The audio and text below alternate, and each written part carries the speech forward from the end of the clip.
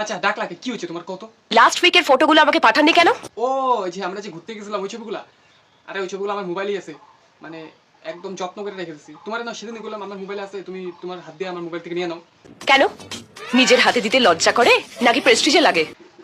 আরে পেস্টিসে কেন লাগবে? আরে তোমার যে ফটোগুলো ছিল না, সামান্য এডিট করে দিচ্ছি না, এর জন্যই তো সময় লাগলো আর কি। এই কথাটা আগে বলেননি কেন? কইতে দাও, আমার কোনো কথা কইতে দাও বাড়িতে, তুমি তো সব কইতে থাকো। তোমার একটা আমি অনুরোধ করব। কিসের অনুরোধ? অনুরোধটা এটাই যে, যে মানুষটা তোমার ফটোগুলো এত যত্ন সহকারে নিজের মোবাইলে স্পেস কম থাকা সত্ত্বেও রাইখা দিছে, আবার সেই ফটোগুলো বোল টুকে দিয়া এডিট মেডিট কইরা ফটোগুলো এত যত্ন করে রাখছে, তাও তুমি আমাকে এইভাবে কথা কইতেছো, একটু ভালোবেসে কথা কওয়া যায় না? ভালোবেসে মানে?